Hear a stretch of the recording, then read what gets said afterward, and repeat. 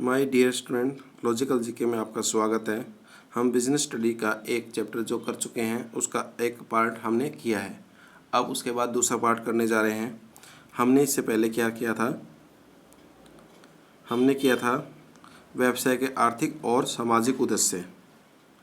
इसके बाद हम देखते हैं कि व्यवसाय के अंदर लाभ की क्या भूमिका है। यदि लंबे समय तक कोई व्यवसाय अपने आप को जीवित रखना चाहता है तो उसे लाभ का पर्याप्त होना बहुत ज़रूरी है। लाभ के अभाव में वो व्यवसाय लंबे समय तक अपने आप को जीवित नहीं रख सकता है, क्योंकि इस व्यवसाय के अंदर समय समय पर कदम कदम पर क्या है, वित्त की आवश्यकता होती है, और उस वित्त की आवश्यकताओं को आप क्या लोन के सहारे बहुत ज़्यादा समय तक पूरा नहीं कर सकते हैं। तो आपके पास उचित लाभ होने पर आप अपने व्यवसाय की क्रियाओं को अच्छी तरह से चलाते रहोगे। अति शीघ्र विकास के लिए आपको अपने व्यवसाय में यदि विकास करना है तो विकास करने के लिए आपको क्या चाहिए? वित्त की आवश्यकता, धन की आवश्यकता चाहिए। यदि आपके पास प्रॉपर ही क्या है, वित्त है, तो आप उस व्यवसाय को अति शीघ्र क्या है, विकास कर सकते हो। देखो, कुशलता में वृद्धि। देखो, स्वयं के हितों की क्या अतिरिक्त कोई भी ऐसी शक्ति नहीं है जो लोगों को क्या काम करवा सके। यहाँ स्वयं हित का अभिप्राय है लाभ से। यदि व्यवसाय में अच्छा लाभ हो रहा है तो आपको ज़्यादा बढ़ चढ़ कर काम करोगे। किसी व्यवसाय में क्या लाभ कम होता है तो उस व्यवसाय के जो स्वामी हैं, मालिक है, अन्य जो संस्थाओं में काम करने वाले व्यक्ति हैं, उनके उत्साह में कमी आती है। तो इसलिए कुशलता में वृद्धि करने में सहायक है लाभ। यदि आप किसी ऐसे व्यवसाय से जुड़े हैं जिसमें लाभ अधिक होता है तो आपको बोनस भी ज़्यादा मिल सकता है। मालिकों को भी क्या है, काम करने में ज़्यादा रुचि रखते हैं। प्रतिष्ठा और पहचान। यदि किसी व्यवसाय की यदि आप प्रतिष्ठा और पहचान की बात करें तो लाभ उसका क्या एक मुख्य आधार है, क्योंकि लाभ प्राप्त संस्था ही क्या है, अपने आप में क्या एक समाज में प्रतिष्ठा प्राप्त कर पाती है, क्योंकि लाभ के द्वारा ही वो लोगों के बीच में ये स्थापित कर पाती है कि हमारी संस्थाओं के द्वारा जो वस्तु दी जा रही है वो क्या आपके लिए बेहतर है, और वो एडवर्टीजमेंट भी कर पाती है, उसके द्वारा उसकी एक इमेज तैयार हो जाती है।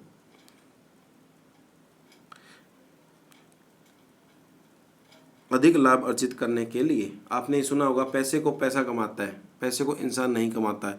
इसलिए किसी व्यवसाय में लाभ से लाभ कमाना है, अतिरिक्त लाभ कमाना है, तो आपके पास पर्याप्त लाभ होना चाहिए, क्योंकि समय समय पर आपको अपने क्या नए नए प्रोजेक्ट लगाने पड़ते हैं, अपने उत्पाद में चेंज करना पड़ता है, अच्छे अच्छे कर्मचारियों की नियुक्ति करनी पड़ती है। उनको पैसा देने के लिए आपके पास क्या पर्याप्त लाभ होना चाहिए।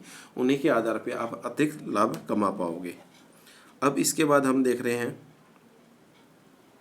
व्यावसायिक क्रियाओं का वर्गीकरण। देखो, जो व्यवसाय क्रिया है, व्यवसाय के अंदर उद्योग और क्या है, आपका वाणिज्य शामिल होता है, इंडस्ट्रीज और कॉमर्स। देखो, वस्तुओं के उत्पादन करने और उनके क्या उत्पादन स्थान से उपभोक्ता के स्थान तक पहुंचाने के लिए तक जितनी भी क्रियाएं की जाती है वे सब क्या है, आपके व्यवसाय में शामिल है। क्या है? किसी वस्तु को उत्पादन से लेकर उपभोक्ता तक पहुंचाने तक जितनी भी क्रियाएं की जाती है वो आपके व्यवसाय में शामिल होती है। ये सब व्यवसाय क्रियाओं के अंतर्गत आता है। उद्योग, उत्पादन संबंधित क्रियाएं जहाँ पर की जाती है, जहाँ पर वस्तुओं और सेवाओं का उत्पादन किया जाता है, उसे उद्योग कहते हैं। उत्पादित वस्तुओं को कारखाने से उपभोक्ता तक पहुँचाने के लिए हमें क्या है, कुछ क्रियाएँ करनी पड़ती है, जिसको कॉमर्स के अंतर्गत आता है, वाणिज्य के अंतर्गत आता है। तो हम हमारी व्यवसाय क्रियाओं को दो भागों में बांट सकते हैं। एक तो क्या है उद्योग, एक वाणिज्य, कॉमर्स। उस कॉमर्स को क्या है, हम दो क्रियाओं में बांट सकते हैं। एक तो होता है ट्रेड और एक होता है व्यापार की सहायक क्रिया, एक्सुलरीज टू ट्रेड। तो सबसे पहले हम देखते हैं उद्योग। उद्योग वे समस्त क्रियाएं जिसके माध्यम से क्या है, कच्चे माल को क्या है, तैयार माल में बदला जाए। हम इनपुट को जब आउटपुट में बदलते हैं तो उसको क्या कहते हैं, हम उद्योग, क्योंकि हम कच्चे माल को लेकर किस में बदलते हैं, तैयार माल। जो रॉ मटेरियल है उसको हम क्या है, फिनिश गुड्स में बदलते हैं। तो ये बदलने की जो क्रिया है, प्रक्रिया है, इसी को हम क्या कहते हैं, उद्योग। उद्योग में सम्मिलित किया जाता है। ठीक है। अन्य शब्दों में उद्योग से तात्पर्य वस्तुओं के उत्पादन एवं निर्माण से है, क्योंकि हम वस्तुओं का उत्पादन करते हैं या निर्माण करते हैं। उद्योग के क्या है अंतर्गत प्रकृति द्वारा क्या है, प्रदान किए गए पदार्थों के रूप में क्या है, उपयोगिता सर्जन करना है। कोई भी कच्चा माल जो होता है उसमें किसी प्रकार की क्या नहीं होती, उपयोगिता नहीं होती है। जब हम उसे तैयार माल में बदलते हैं, उत्पादन करते हैं, उसके द्वारा उसमें चेंज लाते हैं, तो उसमें क्या है, उसकी उपयोगिता, उसके महत्व बढ़ते चले जाते हैं। ये उसे योग्य, उपयोग योग्य बनाते हैं। जैसे लकड़ी काट कर हम क्या है, उस पर सो नहीं सकते हैं, परंतु हम उसका फर्नीचर बनाकर अच्छी तरह से हमारे जीवन में क्या है, वो बहुत सारी सहायता प्रदान कर सकता है। इसी प्रकार हम उस लकड़ी को क्या है, योग्य बनाते हैं मानव जीवन के लिए। अब देखो, ये डेफिनेशन में कर सकते हैं, इसका अभिप्राय उन आर्थिक क्रियाओं से है जो वस्तुओं और सेवाओं के उत्पादन में लगी हुई है। देखो, उत्पादन जो है, उत्पादन माल या पूंजीकृत माल।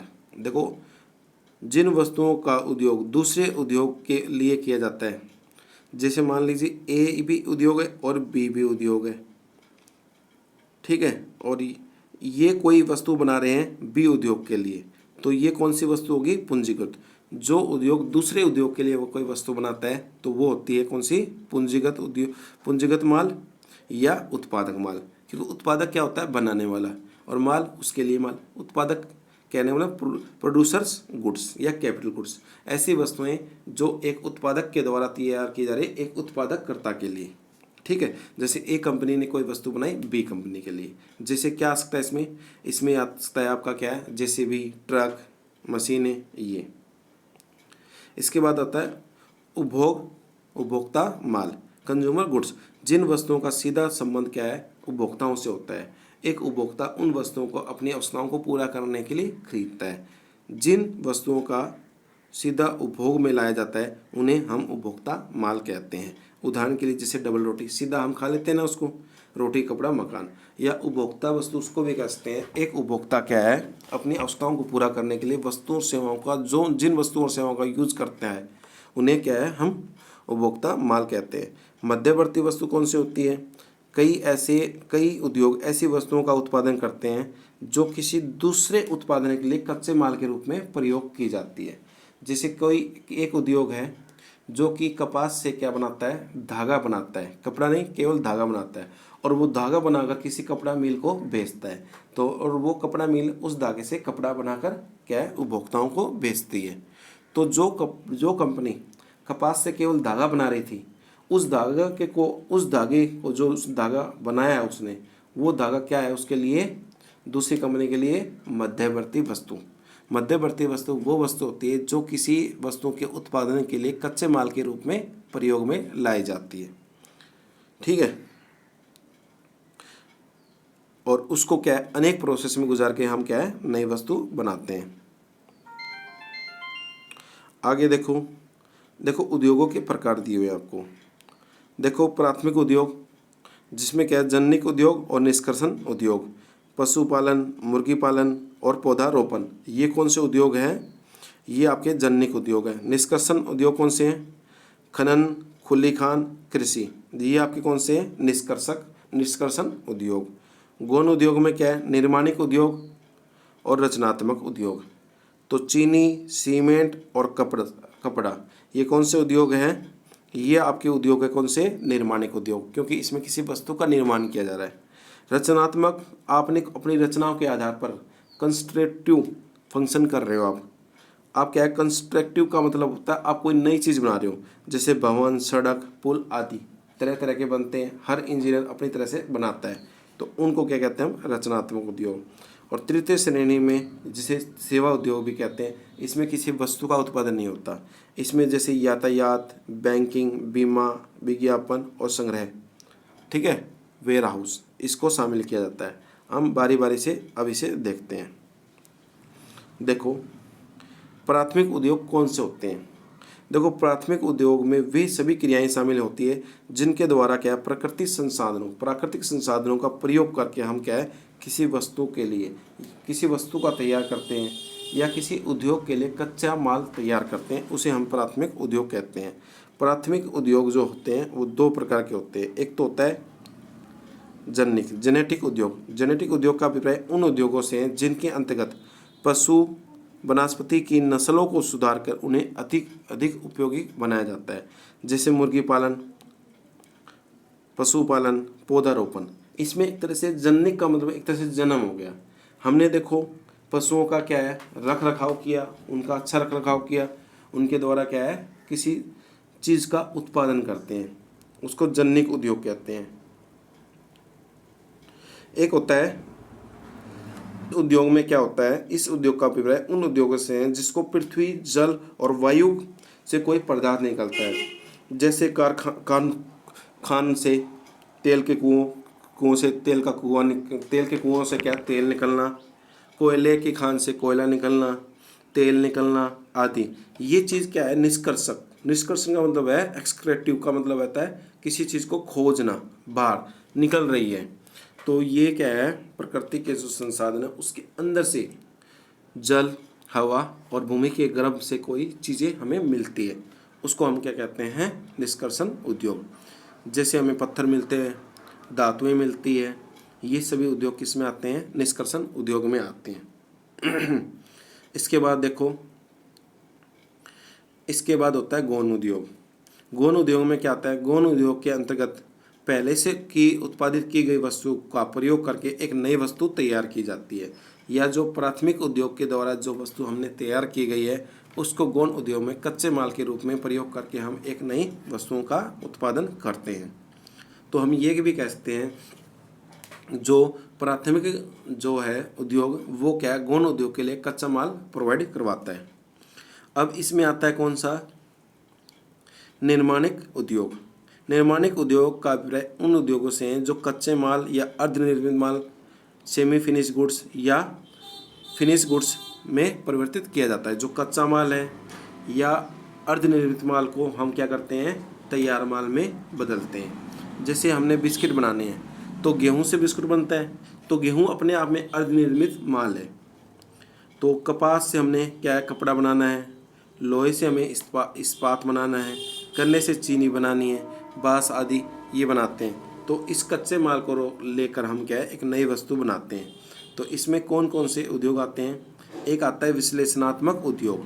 विश्लेषण का मतलब होता है एक तरह से किसी चीज़ को लेकर, एक ही चीज़ को क्या हम तरह तरह के रिफाइन करते हैं या प्रोसेस से गुजारते हैं, तो क्या होता है एक नई नई वस्तु हर स्टेप पर मिलती जाती है। देखो इसके अंतर्गत क्या है, एक वस्तु से अनेक वस्तु प्राप्त की जाती है। जैसे हम प्रोसेस में गुजारते हैं, यदि हम क्या है कच्चे तेल को प्रोसेस में निकालते हैं तो तेल निकलता है पेट्रोल, फिर पेट्रोल को आगे निकलता है डीजल, फिर क्या है ग्लोसीन आदि, हमें कई उत्पाद मिलते हैं। परंतु कच्चा माल तो हमारा एक ही था। एक ही कच्चे माल को हम क्या है जब अनेक प्रोसेस से गुजारते हैं तो प्रत्येक प्रोसेस में कोई ना कोई वस्तु में मिलती जाती है। ठीक है। इसके बाद देखो होता है प्राविधिक उद्योग, प्रोसेसिंग उद्योग। प्रोसेस का मतलब है एक वस्तु को अनेक प्रोसेस से होकर गुजरना पड़ता है। ए गुड्स है, बी सी डी, ये ए गुड्स है, A B C D process होकर हमें क्या है फाइनल गुड्स मिलते हैं। जैसे इसके अंतर्गत वे उद्योग आते हैं जिसमें कच्चे माल को विभिन्न उत्पादन की प्रक्रिया में गुजरकर क्या है एक उपयोगी वस्तु हमें प्राप्त होती है। जैसे गन्ने से हमें चीनी बनानी है, सीमेंट बनानी है, तो एक जो गन्ना है विभिन्न प्रोसेस से होकर क्या है इसमें क्या है एक वस्तु हमें प्रदान करता है चीनी। सीमेंट उद्योग इसमें नहीं आया। सह मिश्रण उद्योग, सह मिश्रण का मतलब होता है कि बहुत सारी चीज़ें मिलाकर, सह मिश्रण, मिश्रण का मतलब होता है सह का मतलब साभी, मिश्रण का मतलब मिलाकर। इस उद्योग के अंतर्गत क्या अनेक कच्चे वस्तुओं को या कच्चे माल को मिलाकर हमें एक वस्तु तैयार करते हैं। जैसे हम सीमेंट तैयार करते हैं तो चूना पत्थर, जिप्सम, कोयला मिलाकर हम एक वस्तु बनाते हैं। जहाँ पर एक वस्तु मिलाकर बहुत सारी वस्तु मिलाकर एक वस्तु प्राप्त हो उसको कहते हैं सह मिश्रण। जैसे चाय मान लो, चाय में हम काफ़ी चीज़ें मिलाते हैं, दूध, पानी, चाय पत्ती, अदरक, तो हमें एक मिलती है चाय, तो वो सह मिश्रण उद्योग है। संयोजक उद्योग क्या असेंबलिंग, इसके अंदर क्या करते हैं, इस श्रेणी में वे उद्योग सम्मिलित होते हैं जो विभिन्न उद्योगों के द्वारा तैयार माल को या निर्मित माल को मिलाकर हम एक नया क्या है वस्तु तैयार करते हैं। देखो इसमें विभिन्न उद्योगों के द्वारा क्या है अपनी अपनी वस्तुओं को बनाया जाता है, फिर उन वस्तुओं के आधार पे क्या है एक नई वस्तु बनाई जाती है। जैसे मोटरसाइकिल आप बना रहे हो, साइकिल बना रहे हो, कार बना रहे हो, तो टायर कोई और कंपनी बनाती है, इंजन कोई और कंपनी बनाती है, फ्रेमिंग कोई और कंपनी करती है, उसका इलेक्ट्रिक सिस्टम कोई और कंपनी तैयार करती है। उसके बाद अब वो सभी कारों के पार्ट्स को जोड़कर एक कार बना दी जाती है, तो वो सभी पार्ट्स लेकर जो कंपनी कार बना रही है उसे हम क्या कहते हैं, संयोजक उद्योग। संयोजक मतलब योजक का मतलब होता है जोड़ना, संयोजक मतलब सभी वस्तुओं को जोड़ना। सभी वस्तु वो खुद नहीं बना रही, वो विभिन्न उद्योगों के द्वारा लेकर बना रही है। एक आता है रचनात्मक उद्योग। रचनात्मक इन उद्योगों में क्या है, दूसरे उद्योगों द्वारा उत्पादित वस्तुओं का प्रयोग करके, जो सीमेंट बना रही है उसका सीमेंट यूज कर लिया, कोई ईंट बना रही है उसका ईंट यूज कर लिया, जो इस्पात बना रही है उसका इस्पात यूज करके हम क्या है, अपने आधार पे एक नई वस्तु बनाते हैं, जो कि एक हमारी एक रचना होती है, जिसके द्वारा जीवन लोगों का आसान होता है। तो देखो इन उद्योगों में क्या है, दूसरे उद्योगों द्वारा उत्पादित वस्तुओं का प्रयोग करके रचनात्मक कार्य किए जाते हैं। जैसे सीमेंट, लोहा, ईंट, लकड़ी का प्रयोग करके हम पुल, भवन आदि बनाते हैं। ये उद्योग प्राय उन वस्तुओं का निर्माण करते हैं जो स्थायी प्रकृति की होती है, जिनके क्या है प्रयोग क्या है, सार्वजनिक हित के लिए किया जाता है। जैसे पुल बना दी, नदियाँ बना दी, सड़कें बना दी। तो इन्होंने क्या है, विभिन्न उत्पादनों को लेकर एक क्या है, अपनी नई नई वस्तु बना दी। अब आता है तृतीय श्रेणी के उद्योग। ये उद्योग किसी वस्तु का उद्योग नहीं करते, ये केवल सेवा उद्योग भी कहा जाता है, क्योंकि ये क्या है, सेवा उद्योग उन सेवाओं को सम्मिलित किया जाता है जो व्यवसाय की क्या है, निर्बाध गति से प्रदान करते हैं, जिसको स्पीड देते हैं। किसी व्यवसाय को चलाने के लिए क्या है, गति प्रदान करते हैं। जो व्यवसाय क्या है, देखो जैसे यातायात, बीमा, विज्ञापन, संग्रहण आदि की सेवाएं प्रदान करते हैं। आजकल इन व्यवसायों में क्या है, इनकी सेवाओं का क्या है को उद्योग के नाम से जाना जाता है। देखो आगे ये क्या है, इसकी डेफिनेशन देख सकते हो आप। इसका अभिप्राय उस उद्योग से है जो सेवाओं का उत्पादन क्या है करते हैं। जैसे वस्तुओं को एक स्थान से दूसरे स्थान पर ले जाना है, तो ये कौन देगा ये सेवाएं, यातायात इंडस्ट्रीज, ट्रांसपोर्ट इंडस्ट्री। वित्त की बाधा है, जो हमारे पैसे की बाधाएं हैं उसको कौन पूरा करता है, बैंकिंग सेक्टर। जोखिम जो होता है हमारा, वो इंश्योरेंस सेक्टर क्या कहता है, उसकी सहायता से इसे दूर किया जा सकता है। संदेशवान, एडवर्टीजमेंट और माल की स्टॉक की जो हमारी प्रॉब्लम है, जो बाधा है, उसको कौन करता है, वेयर हाउसिंग इंडस्ट्रीज। तो ये हमारे व्यवसाय के क्या है, कुछ सहायक क्रियाएं हैं जो हमारी बाधाओं को दूर करता है। तो ये अपने सेवाएं देती है, तो इन्हें हम तृतीय उद्योग में शामिल करते हैं।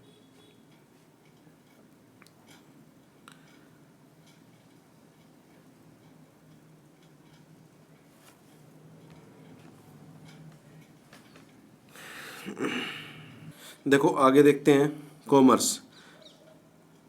इसका अभिप्राय क्या है, उन समस्त क्रियाओं का योग है। इसमें बहुत सारी क्रियाएं की जाती है, तो उन क्रियाओं का योग है जो वस्तुओं के आदान प्रदान, वस्तु के लेन देन से, जो एक्सचेंज से उत्पन्न होने वाली व्यक्ति, स्थान, समय और जोखिम या वित्त या सूचना संबंधित बाधाओं को दूर करते हैं। हमारे पास तरह तरह की बाधाएं होती है, उन बाधाओं को क्या है, उन क्रियाओं से क्या किया जाता है, दूर किया जाता है। तो उन बाधाओं को दूर करने वाली सभी क्रियाओं को यदि जोड़ दिया जाए तो वो क्या कहलाती है, आपकी वाणिज्य कॉमर्स कहलाती है।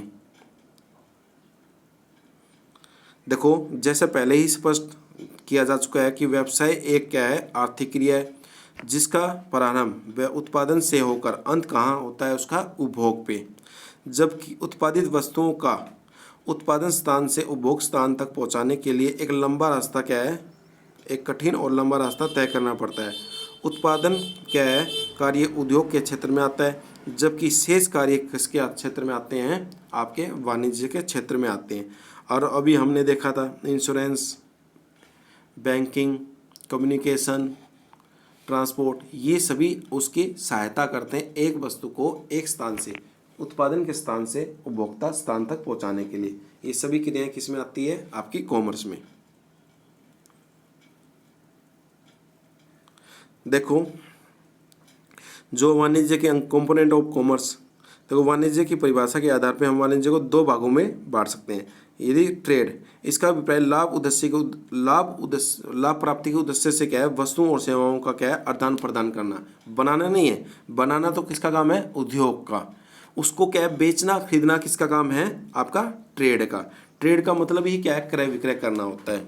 ठीक है, तो कॉमर्स में क्या क्या शामिल होते हैं, आपके कॉमर्स में आपके ट्रेड और क्या है, व्यापार की सहायक क्रियाएं, ये शामिल होते हैं। इसमें तो हम वस्तुओं को क्या है, सेल एंड बाइंग करते हैं, हम क्रय विक्रय करते हैं। इसमें जो हमारे को वस्तुओं को सेल और बाइंग एंड सेलिंग करने में जो प्रॉब्लम आ रही है उनको ये क्या करती है, समाधान करती है, उन बाधाओं को दूर करती है। देखो ट्रेड क्या होता है। देखो व्यापार का क्या है, लाभ प्राप्ति के उद्देश्य से क्या है, वस्तुओं और सेवाओं का विक्रय करना। दूसरे शब्दों में क्या है, व्यापार का अभिप्राय क्रेता विक्रेता दोनों के क्या है, पार्श्विक लाभ हेतु वस्तुओं और सेवाओं का विनियोग। मान लीजिए आपको वस्तु बेचनी है तो आपका उद्देश्य लाभ कमाना है, पर जिस व्यक्ति को खरीदनी है उसकी कोई ना कोई ज़रूरत है, तो दोनों के उद्देश्यों को पूरा करने के लिए वस्तुओं और सेवाओं का आदान प्रदान करना ही क्या कहलाता है, व्यापार कहलाता है। तो व्यापार जो होता है, जो व्यापारी होता है उसको ट्रेडर्स, और जो वो क्रिया करता है उसे ट्रेड कहते हैं। व्यापार छोटे से छोटे और बड़े से बड़े स्तर पर किया जा सकता है। उदाहरण के लिए एक रेडी वाला माल बेचकर वो भी एक व्यापारी होता है, और एक शॉपिंग मॉल बड़ी बड़ी दुकान खोलकर माल बेचता है वो भी एक व्यापारी होता है। फ़र्क इतना होता है कि व्यापार एक छोटे स्तर पे होता है, एक बड़े स्तर पे होता है। आप आजकल के क्या है, आधुनिक युग में देखोगे बड़े बड़े शॉपिंग मॉल खुल चुके हैं वहाँ बड़े बड़े शहरों में, ठीक है। तो ये अपने स्तर पर किया जाता है। तो देखो जो व्यापार है उसको हम दो भागों में बांट सकते हैं, एक तो देशी व्यापार, एक विदेशी व्यापार, एक स्थानीय, एक अंतर्राज्यीय, और एक कौन सा, राष्ट्रीय। और एक इन्हीं बाजारों को क्या है, दो स्तर पे किया जाता है, थोक व्यापार या फुटकर। विदेशी व्यापार आयात निर्यात और पुनः निर्यात। तो देखो देशी व्यापार क्या होता है, देशी व्यापार जो होता है, होम जो है ट्रेड या डोमेस्टिक ट्रेड, यहाँ पर वस्तुओं और सेवाओं का उत्पादन किसी देश की सीमा के अंदर रहते हुए किया जाता है। जैसे भारत के अंदर हम भारत के अंदर कोई व्यापार किया करते हैं तो वो आपका देशी व्यापार कहा जाएगा, डोमेस्टिक ट्रेड। अब स्थानीय व्यापार का मतलब होता है लोकल ट्रेड।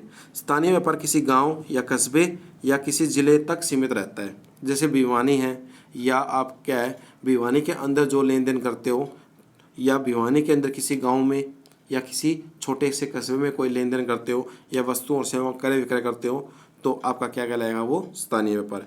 इस व्यापार का क्या है, के अंतर्गत दैनिक उपयोग की या नाशवान वस्तुओं को क्या है, बेचा जाता है। नाशवान वस्तु वह होती है जिनकी जीवन अवधि वो क्या होती है, बहुत कम होती है, छोटी होती है। जैसे खाने पीने की वस्तु, मिल्क, सब वेजिटेबल आदि, ये नाशवान वस्तुएं, ये जल्दी खराब हो जाती है। एक राज्य स्तरीय स्टेट लेवल, जब स्थानीय व्यापार, देखो स्थानीय व्यापार से ऊपर उठकर क्या है, एक व्यापारी अपने राज्य के स्तर पर व्यापार करने के लिए क्या है, करने लगता है, तो उसे हम क्या कहते हैं, राज्य स्तरीय। एक राज्य स्तरीय व्यापार है, एक ही राज्य के विभिन्न जिलों के अंदर वो स्तर पर किया जाता है, ठीक है। यूपी के अंदर आप व्यवसाय देखोगे तो वो यूपी के क्या विभिन्न जो है जिले शहर के अंदर वो क्या है, जब व्यापार करता है तो हम उसे क्या कहते हैं, आपका स्टेट ट्रेड कहते हैं। अंतर्राज्यीय क्या है व्यापार, इंटर स्टेट ट्रेड, जब व्यापार एक देश के विभिन्न राज्यों के बीच में किया जाए तो उसे हम क्या कहते हैं, अंतर्राज्यीय व्यापार। जैसे महाराष्ट्र का एक व्यापारी दिल्ली के एक व्यापारी को माल बेच रहा है, दिल्ली का व्यापारी कश्मीर में, कश्मीर का व्यापारी केरल में, केरल का व्यापारी हरियाणा में, हरियाणा का व्यापारी पंजाब में वस्तुओं का लेन देन कर रहे हैं, आदान प्रदान कर रहे हैं। तो इन व्यापार की क्रियाओं को क्या कहते हैं, हम आपकी क्या है, अंतर्राज्यीय क्या है, ट्रेड कहते हैं। देखो इसके अलावा ये व्यापार किस स्तर पे होते हैं, दो स्तर पे होते हैं, थोक व्यापारी, फुटकर व्यापारी। देखो देशी व्यापार के अंतर्गत राज्य और राष्ट्रीय स्तर तीन भागों को क्या है, नीचे थोक व्यापार और फुटकर व्यापार में दिखाया गया है। इसका अर्थ है कि तीनों ही व्यापार को क्या है, फुटकर और थोक व्यापार पर किए जाते हैं। थोक व्यापारी से अभिप्राय ऐसे व्यापार है जिसके अंतर्गत थोक व्यापारी बड़ी मात्रा में उत्पादक या निर्माताओं से वस्तु खरीद कर क्या, किसको, छोटे छोटे दुकानदार जो कि फुटकरों को बेचता है। एक फुटकर व्यापारी क्या करता है, सभी वस्तुओं को थोड़ी थोड़ी मात्रा में खरीद कर उपभोक्ताओं को सीधा रूप से उन्हें बेचता है। तो फुटकर व्यापारी क्या है, किसी मात्रा को कम क्वांटिटी में खरीद कर सीधा उपभोक्ताओं को बेचता है, जबकि एक थोक व्यापारी किसी कम वस्तुओं का व्यापार करता है परंतु वो ज़्यादा क्वांटिटी में करता है। अब आता है विदेशी व्यापार। जब व्यापारिक व्यवहार किसी देश की सीमा को पार करके दूसरे देश पर पहुंच जाता है तो हम उसे विदेशी व्यापार कहते हैं। तो आज हमारा देश जो है विदेशों के साथ क्या है, एक तरह से क्या है, फ्री बाजार शेयर कर रहा है, वस्तुओं और सेवाओं का आदान प्रदान इजली होता है और हमारा देश विश्व का एक अभिन्न अंग बन चुका है व्यापार के क्षेत्र में। और हमारे देश विभिन्न देशों से वस्तुओं का क्रय भी करता है और विक्रय भी करता है। तो विदेशी व्यापार का जन्म कब होता है? जब एक देश किसी दूसरे देश से अपनी व्यावसायिक क्रियाएं करे, तो सब हमारे देश के अंदर विदेशी व्यापार का जन्म होता है। विदेशी व्यापार का महत्व दिन प्रतिदिन बढ़ता जा रहा है। कारण क्या है? ये कारण बहुत सरल है कि कोई भी देश ऐसा नहीं है जो अपनी सभी आवश्यकताओं का पूरा कर सके या सभी वस्तुओं और सेवाओं का उत्पादन कर सके। इसलिए क्या है, उसे विभिन्न देशों पर निर्भर रहना पड़ता है विभिन्न वस्तुओं के लिए। तो इसमें आता है एक इम्पोर्ट ट्रेड। जब हम किसी दूसरे देश से वस्तुओं को खरीदते हैं तो हम कहते हैं आयात व्यापार, इम्पोर्ट ट्रेड। ठीक है, जैसे हमने क्या है, भारत ने क्या ईरान से पेट्रोल खरीदा, तो ये कौन सा व्यापार है? आयात व्यापार। एक निर्यात, जब हमारा देश किसी दूसरे देश को वस्तु बेचता है तो वो निर्यात व्यापार कहलाता है। एक्सपोर्ट, भारत ने सूती वस्त्र क्या अमेरिका को बेचे, तो ये आपका कौन सा व्यापार है? निर्यात। ये पुनः निर्यात, इंटरपोर्ट ट्रेड। जब ये ऐसे होता है, ये मान लीजिए भारत है, ये पाकिस्तान है, ये श्रीलंका है, ये आपका चीन है, ये मान लीजिए अमेरिका है। तो चीन, जो भारत है वो पाकिस्तान और श्रीलंका से अच्छे संबंध बनाना चाहेगा। तो कई बार ऐसा होता है कि पाकिस्तान को क्या है, कोई वस्तु चाहिए और वो वस्तु क्या है, अमेरिका के पास है, अमेरिका उसका क्या है, लेन देन करता है। परंतु पाकिस्तान और अमेरिका के क्या है, लेन देन, व्यापारिक लेन देन अच्छे नहीं हैं। तो क्या है, पाकिस्तान क्या है, भारत से क्या है, रिक्वेस्ट करेगा कि वो वस्तु हमें अमेरिका से लेकर दी जाए। तो भारत क्या है, वो वस्तु अमेरिका से लेकर किसको बेच रहा है? पाकिस्तान को या श्रीलंका को या चीन को। तो हमने पहले तो क्या किया, इसका इंपोर्ट किया, फिर इसे इंपोर्ट के बाद एक्सपोर्ट किया। मैंने एक पड़ोसी से खरीद के किसी दूसरे पड़ोसी को देना, तो कहने का मतलब हमने अमेरिका से वो वस्तु खरीदी, किसके लिए? आपके पाकिस्तान के लिए, श्रीलंका के लिए, चीन के लिए। तो वो क्या होगा, आपका पुनः निर्यात, क्योंकि एक बार तो आपने क्या है, इसे खरीदा, फिर किसी दूसरे देश को बेचा। ये लाभ कमाने के उद्देश्य से भी किया जा सकता है और अच्छे क्या है, संबंध स्थापित करने के लिए भी हो सकता है। तो ये आपका इम्पोर्टेंट है। तो व्यवसाय की जो सहायक क्रियाएं, देखो इनका अभिप्राय उन क्रियाओं से हैं जो व्यापार में आने वाली विभिन्न बाधाओं को क्या दूर करने के लिए की जाती है, क्योंकि समय समय पर व्यापार में बहुत सारी क्या है, बाधाएं आती रहती है। तो देखो हिंड्रेंस क्या है, आपकी बाधाएं क्या है और उसमें समाधान क्या है। सबसे पहले बाधाएं आती है व्याक्तियों की बाधा। व्यक्तियों की बाधा की आपको मान लो कौन खरीदेगा कौन बेचेगा बीच में, तो वो मिडिल मैन के द्वारा वो पूरी की जा सकती है, जैसे होलसेल, रिटेलर, ठीक है, एजेंट। फिर आती है स्थान की बाधा। स्थान की बाधा मतलब है एक वस्तु एक स्थान से दूसरे स्थान पर भेजनी होती है, तो वो वस्तु कौन पूरा करता है? आपका परिवहन और संदेशवाहन। परिवहन क्या है, एक वस्तु को दिल्ली से लेकर आपको क्या है, केरल पहुंचाता है। तो ये आपके स्थान की समस्या होगी, आपके स्थान में पहुंचाना, एक स्थान से दूसरे स्थान पर जाने के लिए आपको क्या है, सहायता लेनी पड़ती है ट्रांसपोर्ट की। समय की बाधा है, आज कोई वस्तु आपको चाहिए पर वो बनती कब है, अपने मान लो सीजनल वो वस्तु होती है, तो आपको वो वस्तु हर समय चाहिए, तो उस वस्तु को पहले से क्या कर लेते हैं, हम उसको वस्तु को स्टोरेज कर लेते हैं और वो वस्तु जब आपको ज़रूरत पड़ती है उस समय आपको वो दे दी जाती है। तो ये समस्या कौन पूरी करता है आपकी? ये समस्या पूरी करता है आपकी वेयर हाउसिंग। जोखिम क्या होता है? इंश्योरेंस। आपको एक व्यवसाय को क्या है, चलाने के लिए काफ़ी जोखिम होते हैं, एक वस्तु को दूसरे स्थान पर पहुंचाने के लिए भी काफ़ी जोखिम होते हैं। उन वस्तुओं को क्या है, जोखिम की मात्रा को कम करने के लिए इंश्योरेंस वो जोखिम अपने सर लेता है। ठीक है। वित्त की समस्या क्या है? फाइन, आपके बैंकिंग सेक्टर पूरी कर देते हैं, आपको समय समय पर वित्त क्या है, प्रोवाइड करवाते रहते हैं। सूचना, आपको किसी वस्तुओं की सूचना देनी है तो वो एडवर्टीजमेंट के द्वारा आपको दी जाती है। तो ये हमारे व्यवसाय की समस्या होती है और इनके द्वारा उसका समाधान किया जाता है। ठीक है। देखो मिडिल मैन, देखो ये हो गया, उत्पादक और उपभोक्ता के बीच में मिडिल मैन काम आते हैं। ठीक है, थोक व्यापारी और फुटकर व्यापारी, ये हमने अभी किया है।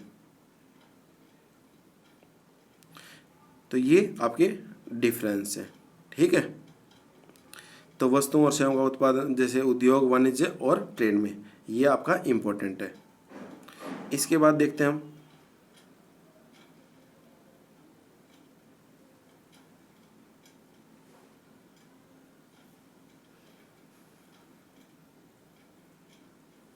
व्यवसाय में जोखिम।